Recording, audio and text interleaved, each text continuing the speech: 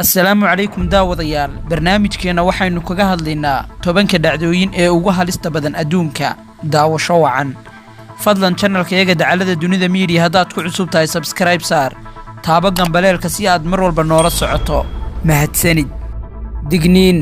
inta badan waxaad arkaysaa dad badan oo naftooda halis gelinaya si ay u galaan buuga dhacdooyinka adduunka haddaba inagu waxaynu nahay dad muslim ah oo Soomaali ah waxaanay nala gudboon in aynu ka fogaano waxyaabahaas ama aynan isku badayin dhacdada tobnaad 36 qumbe ayaa lagu burburiyay wax ka yar 1 daqiiqo iyo 35 sekin labadan wiil ee la kala dhaho Kram Chitsin iyo Kawal Chitsin ayaa wada sameynaya dhacdadan wax ka yar 1 daqiiqo iyo 35 sekin iyadoo uu midi ku agseexanayo qumbaha halka kalena uu dubale dhacayo qumbaha taas oo aysan wax dhibaato ah ka soo gaadhayn ninka dubaha sita ee qumbaha la dhacaya ayaa sidoo kale labada indhood ay ka xidhan yihiin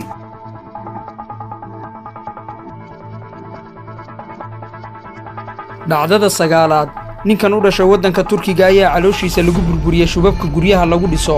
iyadoo tirada shubabku ay yihiin 16 shub oo nooca culus ah taas oo midiiba miisaankeedu gaarayo 6.35 kilogram waxayna ku qaadatay 4.7 sekin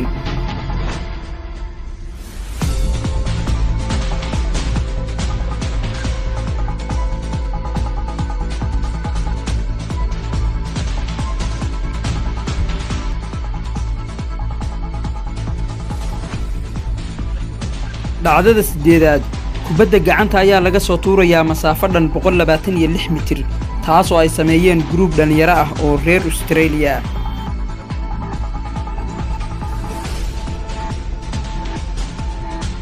a reality. They set out to break all these different world records and this one is the tallest basket ever made. No. Wow. And in, watch it. Oh. 533 feet. As you can see, he goes absolutely bananas. And that was just the last of, I don't know, at least 10 world records that they broke. There's a reason for dhacdada toddobaad ninkan aad arkaysaan ayaa jirkiisa la qabadsiiyay dab Joseph Todlin ayaa wuxuu ka mid noqday mid ka dhiga rikoodho badan oo la xidhiidha dabka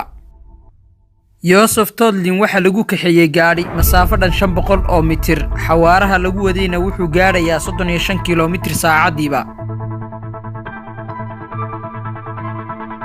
dhacdada lixaad ninkan Ameerikaanka ah ayaa iska soo tuuray meel dheer Darren Taylor ayaa iska soo tuuray meel gaaraysa 11.56 mitir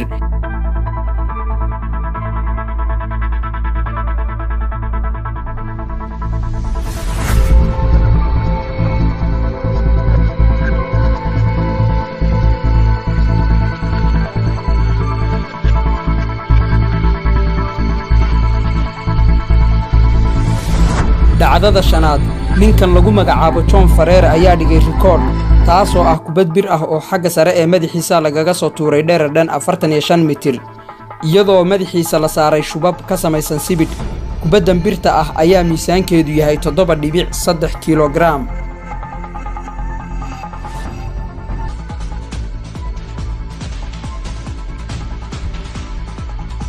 dhacdada afraad ninkan u dhashay wadanka Australia ayaa sameeyay dhacdo yaab leh taas oo ah inuu indhihiisa iska xidho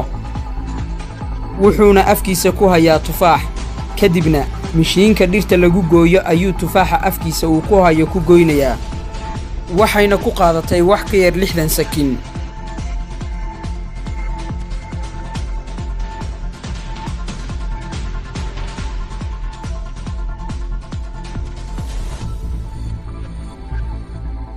dhacdada saddexaad ninkan ayaa iska soo tuuraya meel buur ah isagoo ku dhacaya biyo qiyaasta meesha uu iska soo tuuraya waa 58.8 mitir meeshan ayaa loo yaqaanaa Pisa Tower inta uusan biyaha ku dhicin xawaaraha uu ku soconayay waxay ahayd 123 kilomitir saacadiiba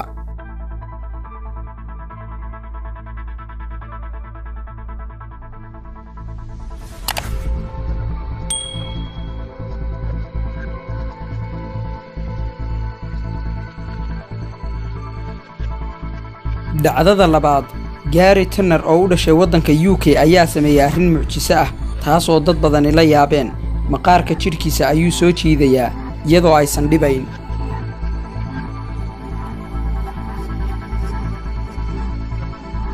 ninkan ayaa la sheegay in uu qabo xanuun dhanka maqaarka ah taasoo lagu dhasho inta badan,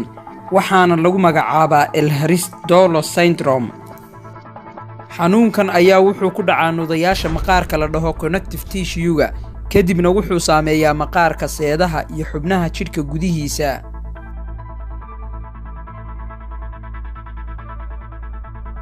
dhacdada koobaad, ninkan ayaa isagoo dab ku ololaya ku orday in ka badan 100 mitir isagoon lagu buufin wax ogsajiin ah.